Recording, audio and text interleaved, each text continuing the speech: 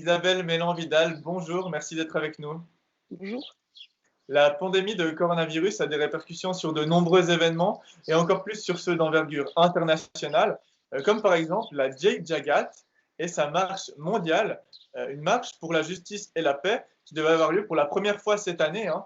Oui, Racontez-nous un petit peu ce que c'est cette marche mondiale, la Jai Jagat. effectivement, c'est la première fois qu'il était organisé la plus grande marche pacifique non violente dans l'histoire du monde, dans la tradition des marches gandhiennes. Et c'est une marche qui a démarré en octobre 2019 et qui est partie de New Delhi en Inde. Ils étaient arrivés en Iran et en Arménie en janvier, février. Et il devait arriver à Mi, il devait traverser le bassin lémanique et puis arriver à Genève le 24 septembre, le 26 septembre 2020. Donc une année de marche, 50 marcheurs officiels qui marchaient pendant une année. Et il marche pour des valeurs essentielles, hein, et notamment une, c'est l'environnement que vous aviez voulu mettre en avant à travers la consommation de produits locaux notamment. Oui, alors c'est vrai que la vision de la Jagat, c'est vraiment une vision un peu systémique et tout est lié. Les problèmes environnementaux sont liés à des problèmes économiques. L'économie paupérise des peuples. Il y a des problèmes de ressources naturelles, donc ça engendre des problèmes climatiques et des problèmes écologiques et des problèmes. euh, bah, tout est absolument lié. Donc c'est vrai qu'il y a quelque chose où quelque part on doit changer presque tout dans notre manière de vivre actuellement sur la Terre. L'idée, c'était aussi, on ne peut pas continuer à laisser sur le carreau la moitié ou les trois quarts de l'humanité et continuer dans cette espèce de croissance. Ça, ce n'était pas possible. Donc l'idée, c'était de mobiliser le monde citoyen, la population civile du monde entier, parce qu'en fait, on a tous notre part de responsabilité sur cette terre. On fait tous partie d'une grande famille humaine. C'est ça que ça veut dire la Jagat. On est une grande famille humaine. Mhm. Et ça, vous voulez le faire comprendre aussi à travers les repas. Vous avez fondé, hein, avec votre mari, une association qui se nomme 2000 Mi.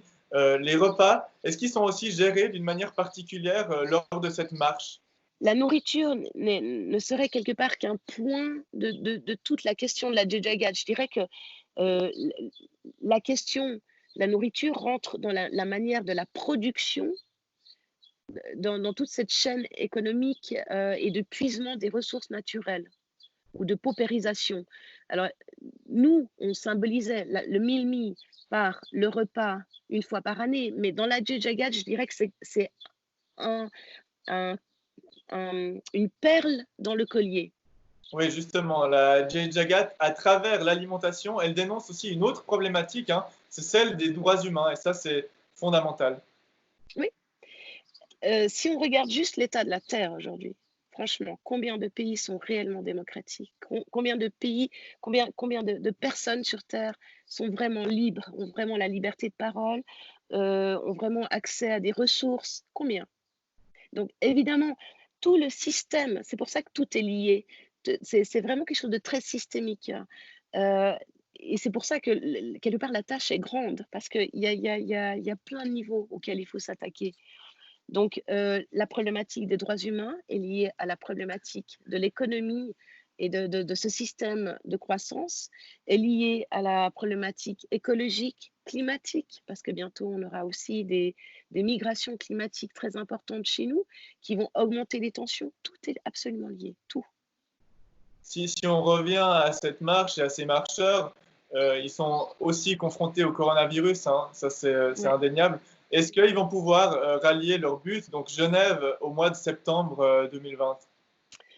Alors, ça, c'est un point d'interrogation parce qu'effectivement, personne ne sait les 2 prochaines semaines ou les 2 prochains mois ce qui va se passer exactement. On va devoir suivre les courbes, les courbes pandémiques et le niveau d'épidémie dans chaque pays. Nous, ce que nous disons, et les deux leaders, Jill Keir Harris et puis Rajagopal, nous tenons à les accueillir en Suisse et ils tiennent aussi à pouvoir venir en Suisse coûte que coûte, même si la marche en tant que telle et de la manière dont elle a été définie ne peut pas se faire. Parce que symboliquement, c'est très important qu'il puisse arriver au bout de cette histoire. De toute façon, la question de la Djegad, ce n'est pas accueillir des marcheurs indiens en Suisse, c'était nous, ici, qu'est-ce qu'on fait? On le voit avec le Covid, il se passe plein de choses magnifiques dans des mouvements bénévoles. C'est ça la Djegad, quelque part. C'est recréer du lien social, c'est recréer de la mobilisation citoyenne, c'est de partager des repas, c'est d'amener à manger si quelqu'un n'a pas assez, c'est de prêter de l'argent à quelqu'un s'il en a plus assez pour boucler son fin de mois. C'est exactement ça la Djagat. On est en train de la faire ici.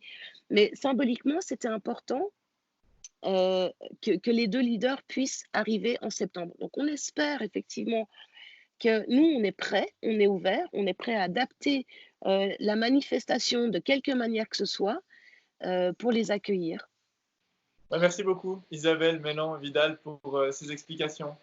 Merci à vous.